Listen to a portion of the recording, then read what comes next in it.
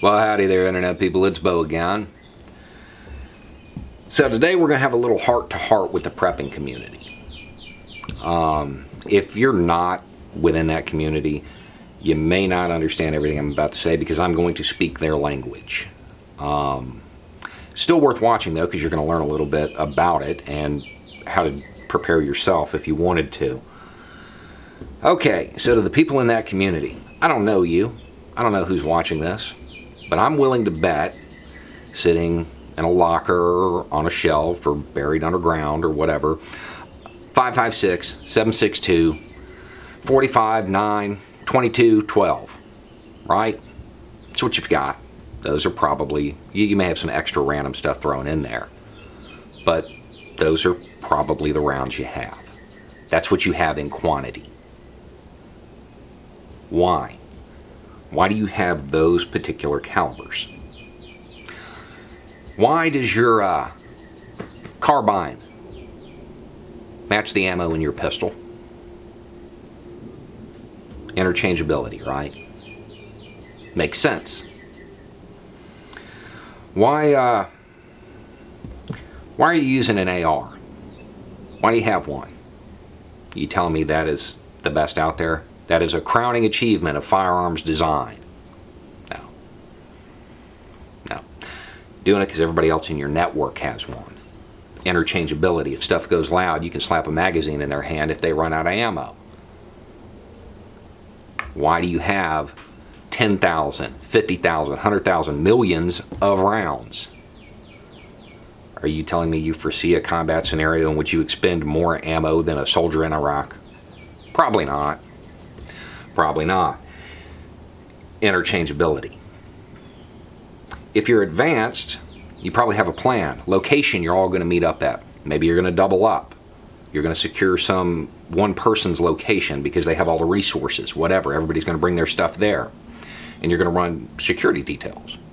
Have patrols out, right? So first, inherent in the idea of doubling up, of securing a location and everybody bringing what they have, inherent in that idea is the idea of sharing. That's why it's there. If something happened to somebody in your network and they don't have all of their ammo or they don't have whatever, you've got them covered.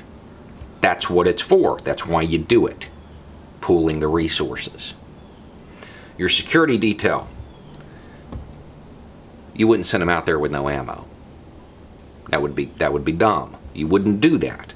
Because if they have no ammo, the opposition, the threat, whatever it is, can get through them into you. They're at your door. Right? Nothing I'm saying right now is controversial. Nobody's going to argue with what I'm saying at this moment. The problem is, within this community, people focus on that gun. That's the equalizer, right? But that's not all that you stockpile. That's not all you have sitting on shelves, is it? You've probably got a lot of other stuff. Half-face respirators, P100s, N95 surgical masks. You've got it. Because you knew this was a threat. You knew this was coming. This could happen. And you were prepared for it. But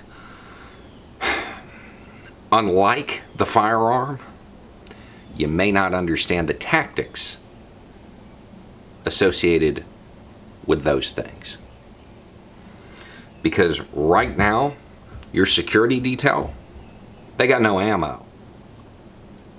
They are out there with no ammo. They don't have the tools they need.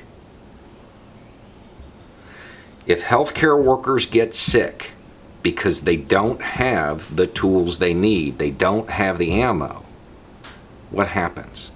Nobody gets treated. If nobody gets treated, they get through your security detail and they're at your door. The threat's at your door. I'm not saying that you need to go and drop off your entire stash at the local hospital. That would be counter to pretty much everything within the prepping community. It's not what you're supposed to do. But if you have a family of 4 and you're sitting on hundreds or thousands or tens of thousands of N95s or P100s. You have way more than you could ever use. You need like 3 for each person in your family. Everything else, it's just going to sit on a shelf. This is the moment you prepared for. People want to be a hero with that gun. You can be a hero right now by dropping off masks.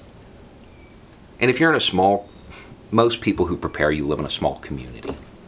Take it, put it in a bag, write your name and phone number on it.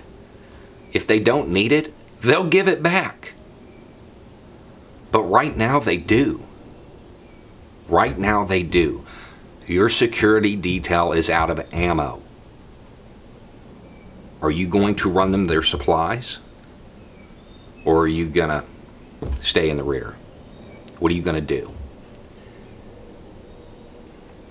And let's be honest, people in the prepping community, you don't need the masks because you're prepared. You've got food. You got medical supplies. You got cleaning supplies. You're not going anywhere. You're sitting at home. Like, sitting at home like, yep, saw this coming. You have nothing to worry about because you're not going anywhere.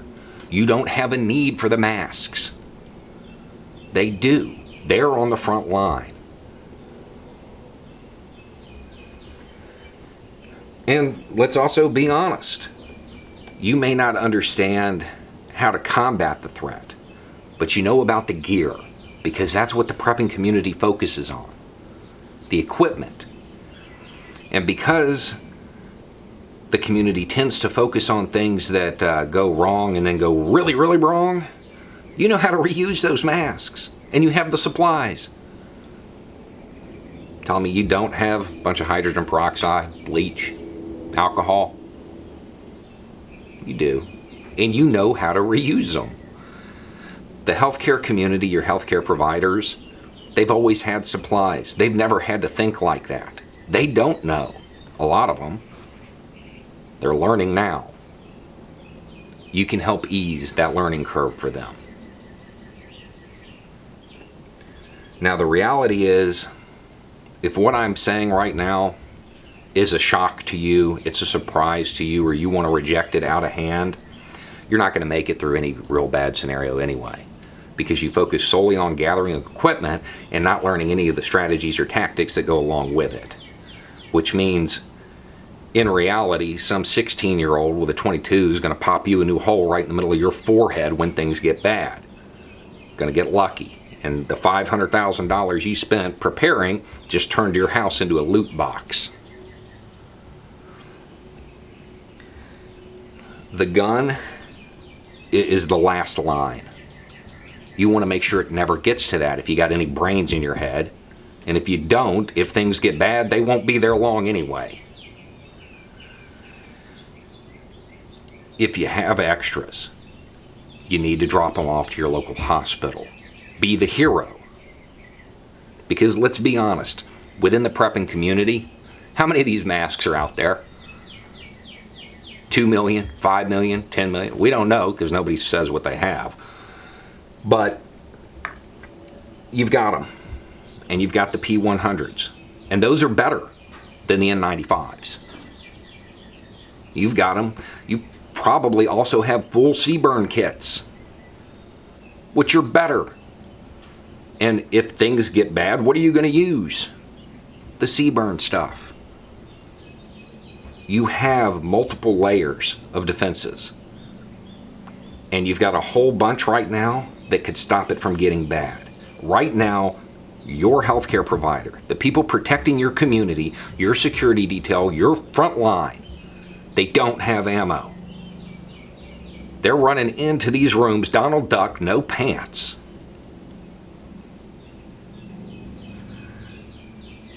I'm not saying give up everything you have.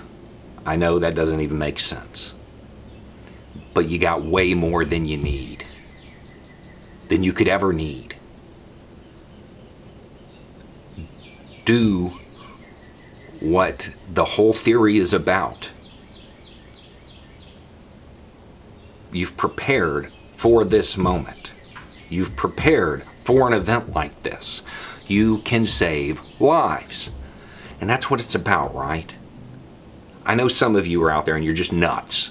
And you're looking forward to this because you think you're going to be the one that makes it through and gets to set up a little kingdom or whatever. In real life, that's not the way it's going to go down because somebody's going to get lucky. And if you haven't thought about this part, you haven't thought far enough ahead. Your security detail is out of ammo. Get them the supplies they need. Anyway, it's just a thought. Y'all have a good day.